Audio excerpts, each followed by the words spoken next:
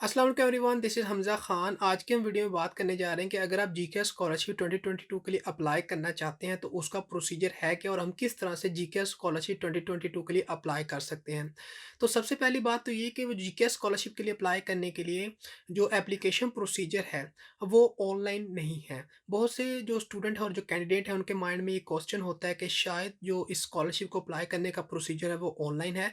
तो इस स्कॉलरशिप को अप्लाई करने का प्रोसीजर ऑनलाइन बिल्कुल भी नहीं है। सेकंड जो डाउट स्टूडेंट के माइंड में, जो कैंडिडेट के माइंड में ये होता है वो ये कि क्या पता इस स्कॉलरशिप को अप्लाई करने के लिए कुछ ना कुछ हमारे पास एप्लीकेशन फ़ी भी हो। तो इसका भी मैं आपको बताता जाऊँ कि इस स्कॉलरशिप के अप्लाई करने के लिए आपको किसी भी किस्म की एप्लीकेशन फ़ी नहीं पे करनी पड़ती। मीन्स कि स्कॉलरशिप जो है वो आप किसी भी एप्लीकेशन फ़ी को पे किए बगैर स्कॉलरशिप के लिए अपने आप को अप्लाई कर सकते हैं और इस स्कॉलरशिप को ऑब्टेन कर सकते हैं। तो अगर आप अंडर ग्रेजुएट प्रोग्राम के लिए जाना चाहते हैं या ग्रेजुएट प्रोग्राम के लिए जाना चाहते हैं तो आप इस स्कॉलरशिप के लिए अप्लाई कर सकते हैं किसी भी किस्म की ऑनलाइन प्रोसीजर के बगैर और किसी भी किस्म की एप्लीकेशन फ़ी को पे किए बगैर। तो फिर बात करते हैं कि अगर हम अंडर ग्रेजुएट के लिए या ग्रेजुएट के लिए स्कॉलरशिप के लिए अप्लाई करना चाहते हैं तो हम किस तरह से अप्लाई कर सकते हैं। सबसे पहली बात तो ये कि इस स्कॉलरशिप को अप्लाई करने के लिए हमारे पास 2 ऑप्शंस होते हैं जिनको हम ट्रैक्स कहते हैं। जो पहला ट्रैक होता है वो बेसिकली हमारे पास एम्बेसी ट्रैक होता है और जो दूसरा ट्रैक होता है वो हमारे पास यूनिवर्सिटी ट्रैक होता है। एम्बेसी ट्रैक में बेसिकली होता है क्या है कि हमारे पास 3 राउंड्स होते हैं स्टूडेंट्स की सिलेक्शन के लिए। लेकिन अगर बात की यूनिवर्सिटी ट्रैक तो वहाँ पर हमारे पास 2 राउंड होते हैं स्टूडेंट्स की सिलेक्शन के लिए। अगर एम्बेसी ट्रैक की बात की है तो एम्बेसी ट्रैक में बेसिकली होता है क्या है कि हमने अपने जो डॉक्यूमेंट्स हैं उनका एक ओरिजिनल सेट बनाना होता है उन डॉक्यूमेंट्स का, और उस ओरिजिनल सेट के जो डॉक्यूमेंट्स हैं उनकी फर्दर 3 फ़ोटोकॉपीज़ हमने क्रिएट करनी होती हैं। फिर उन फ़ोटोकॉपीज़ सेट को और एक ओरिजिनल सेट को हमें लेकर जाना पड़ता है अपने कंट्री के अंदर जो कोरिया की एम्बेसी है उसके पास, यानी वहाँ पर हमें इन्हें सबमिट करवाना पड़ता है।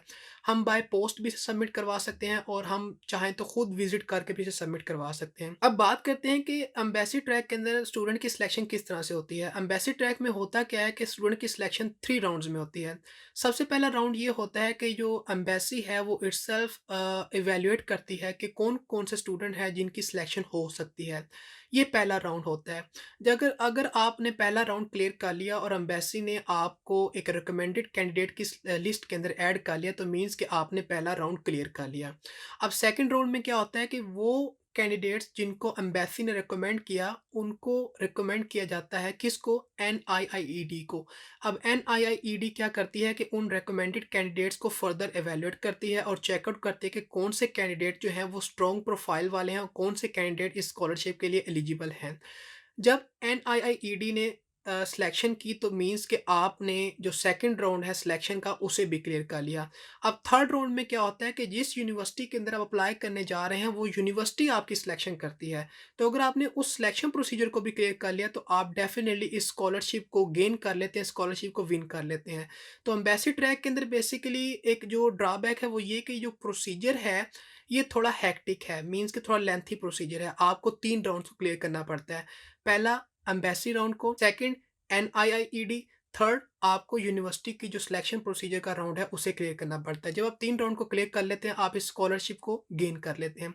लेकिन अगर बात की जाए यूनिवर्सिटी ट्रैक की तो यूनिवर्सिटी ट्रैक में क्या होता है कि हमारे पास जो सिलेक्शन के राउंड है वो 2 होते हैं। यूनिवर्सिटी ट्रैक में क्या होता है कि जो एनआईआईईडी है वो बेसिकली फर्स्ट राउंड सिलेक्शन करती है और सेकंड राउंड सिलेक्शन हमारी वो डिजायर्ड यूनिवर्सिटी करती है जिसमें हम अपने आप को एनरोल करवाना चाहते हैं। तो एनआईआईईडी क्या करती है कि पहले कुछ जो कैंडिडेट हैं उनकी एक रिकमेंडेड लिस्ट बना लेती है कि ये जो कैंडिडेट्स हैं ये बेसिकली एलिजिबल या एक स्ट्रॉन्ग प्रोफाइल कैंडिडेट्स हैं जो स्कॉलरशिप के लिए अपने आप को कंपैटिबल समझते हैं। अब क्या होता है कि जो एनआईआईईडी है उन रिकमेंडेड जो कैंडिडेट्स हैं उनकी लिस्ट को सेंड करती है किसे? यूनिवर्सिटी को या उन यूनिवर्सिटीज़ को जिसके अंदर हर एक कैंडिडेट ने मैंने आपको अप्लाई किया होता है।